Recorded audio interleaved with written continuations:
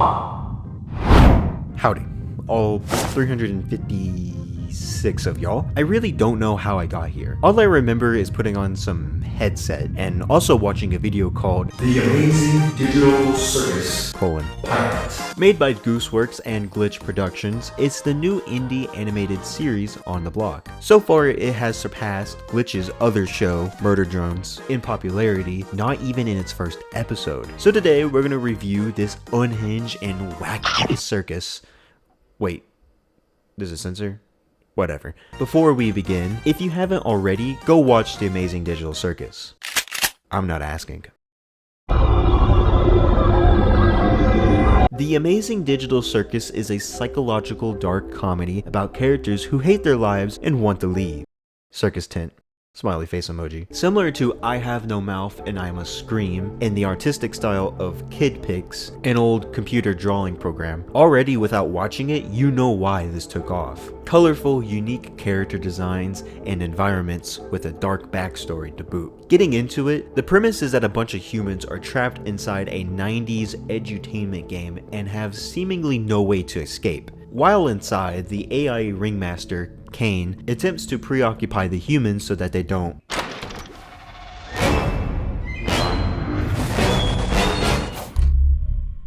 abstraction. In computer code terminology means the process of removing elements of code or program that aren't relevant or that distract from more important elements. Which isn't exactly what happens here, but the point being, the mind is the worst enemy in the digital circus. Oh shit! Oh god, oh god.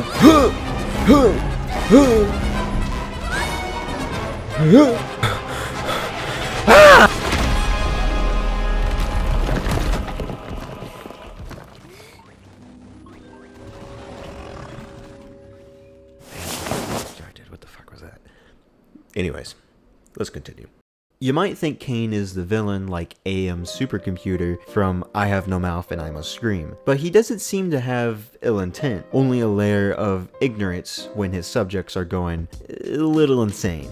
The video starts with a theme song that perfectly implies the literal insanity at one part. It replays, not just repeats, but replays,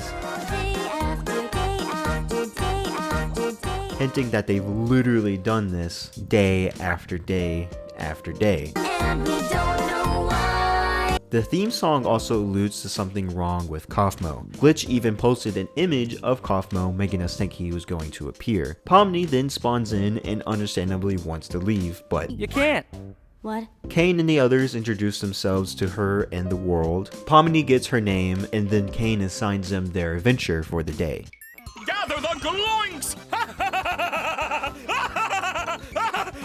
Basically, the B-plot of the episode. With the basics out of the way, let's talk about the characters. In a story like this, every character plays a role in the story, since the plot revolves around how they react to being inside the game. The conflict is somewhat against themselves, trying their hardest to not let go and become a monster. I have to give praise and say that each character is so perfectly balanced between two personality traits. Any given character is either sane, large asterisks there, or borderline insane, with each character having other traits to balance it out, with their traits sometimes also matching the meanings behind their body designs. Kinger is a good example. He's practically on the edge of insanity, but he's still holding on, though he might know quite a bit about the digital circus, telling Jax all about digital food. Kinger is also the oldest out of the group, being 48 years old, and each character's insanity seemingly correlates to age. Digital deterioration, I guess you could call it, has caused him to be forgetful.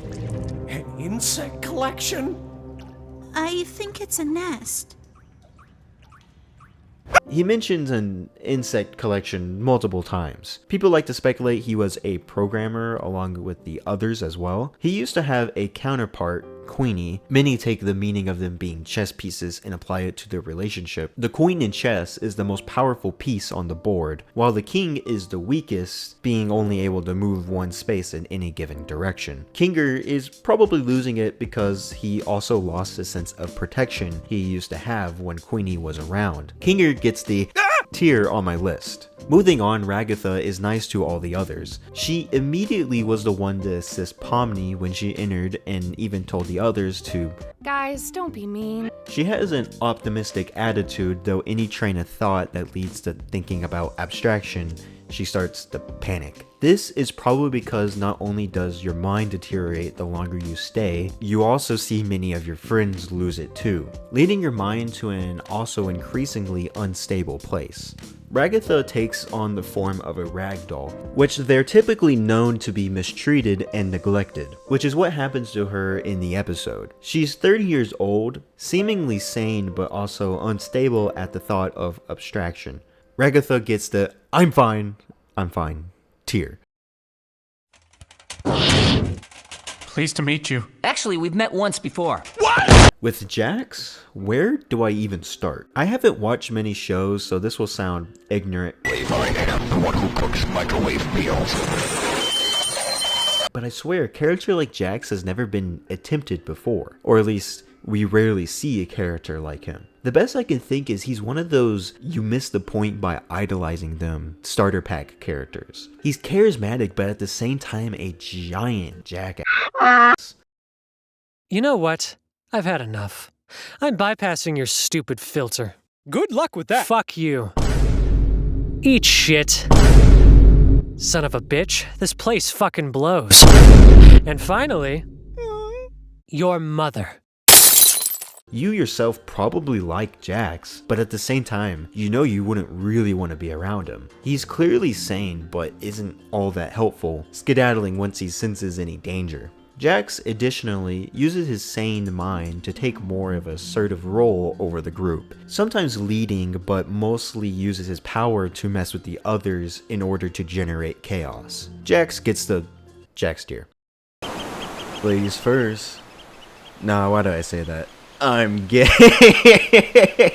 Gangle is such a sweetheart and has this comedy mask gimmick where her happy mask will fall off and reveal a sad mask. She's sane, but this gimmick makes her somewhat helpless, being grouped with Kinger to help Zubul in the episode. You could also put the assertion that the mask means that she's hiding her sad self under her happy mask. B tier. Then there's Zubul. We really don't get much screen time for them, but we can still decently read the character from the pilot. She's sane, falls apart easily, and is moody, not really caring much about anything. They are also genderless, with a sketch of Jax worrying about the gender balance, showing Zubul in her own bracket. I would give Zubul B tier. Next up is Pomni. She's fresh meat and has only just arrived, so she's obviously sane but very much not taking on the new environment too kindly. Quite anxious, understandably, but also somewhat courageous, you could say, as well, returning to go see if Ragatha is okay.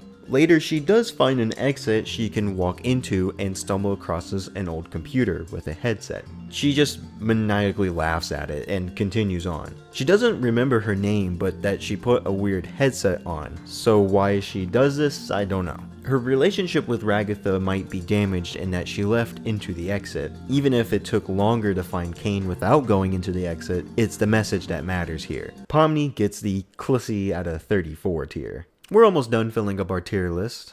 Oh yeah, by the way, I'm doing a tier list for no other reason than to make numbers go up. Please subscribe. Anyways, Kane and his assistant slash sidekick Bubble are the two AIs running the show. Like I said earlier, he doesn't have any malice at the moment, just wanting to entertain his subjects while being somewhat out of the loop on the severity of the situation. The drawing on Kaufmo's wall depicts Kane in a negative light, showing that he doesn't exactly understand the human psyche. He gets A tier for that fabulous suit. My oh my.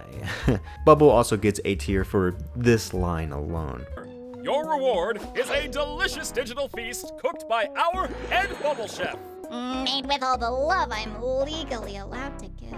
Lastly, there's Kaufmo. Of course he is insane and abstracted as a result. We really don't know much because he abstracts, but that he did tell jokes probably as a coping mechanism. Though it seems that his jokes weren't all that funny. He even called out Ragatha on fake laughing. Before abstracting, he, kinda like Pomni, went on and on about some exit door. Overall, B tier. Oh yeah, how could we forget Dr. Football? S tier.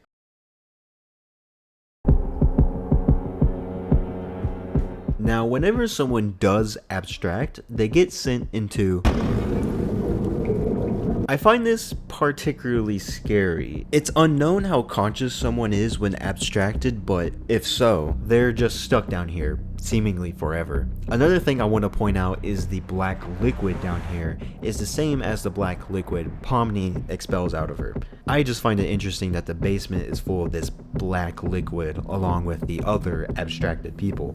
One criticism of the show is that the existential horror it uses is an overused trope, especially when it's behind a kid-friendly exterior. Something that's been used time and time again ever since Scott Cawthon decided he wanted a 7-digit bank account. You're not wrong in saying it's overused because it certainly is, but something like the digital circus just hasn't been tried and succeeded. The last time I remember an IP this mysterious was Gravity Falls, though that show ended in 2016. Five Nights at Freddy's subsequently took on the reins as the big unsolved mystery and still does to this day. Other indie shows like Hell of a Boss, Has-Been Hotel, Murder Drones, and to an extent Lackadaisy, all of them aren't mysterious per se, but more or less fun to speculate and think about. But the amazing digital circus fulfills that itch, something for almost a decade only FNAF has been able to widely fill. There are just so many unanswered questions that the show hasn't been able to explain just yet. Which leads us to theorizing. So far, all we know is that the humans are trapped inside a computer game via a VR headset. People who enter don't remember their names or anything for that matter, only that they put on a headset and entered into the circus. At the end of the pilot, the camera zooms out of the circus island, then into the void, then out of the computer it's running on. We see this computer before in the Stanley Parable backrooms, but how much we can trust this depiction, we can't say. Kane said he created the exit door in the rooms, so he probably just made what he thinks or was told the outside world looks like. But with that in mind, what's even more interesting is the CNA logo the camera pans to right after Pomni sees the computer and headset. Of course, if you lived any time between the 4th century BCE and modern day, you probably made the connection between the story in the Bible of Cain and Abel. A little Bible study recap. Cain and Abel are the sons of Adam and Eve. Both made sacrifices to God, but he liked Abel's more than Cain's. So jealous Cain killed Abel, committing the first murder known to mankind. God then punished Cain to wander the earth. This connection adds a possible sinister past to Cain, implying that he has a brother or an iteration of Abel that worked alongside Cain. Cain and Abel might also be real people, but we don't have much to work off there. I think if they were real people, Cain and Abel were business partners, and maybe Cain betrayed Abel and took over the company. Again, this is just major speculation. One idea I haven't seen thrown out there yet for the computer is that I think that it's like some sort of urban legend, a rumor that some computer still running in some abandoned building and connected to a headset. If you were to put it on, your body gets trapped inside of the computer game it's running, and as far as you know, you're basically trapped. If you go insane, you're then subjected to be thrown into the cellar for possibly an eternity. Of course, specific details wouldn't be known, but it would be enough to cause people to go looking for it. This theory isn't 100% what I believe. It might also just be a computer in some company office that gets the occasional sacrifice, and someone out of curiosity hops in and gets trapped.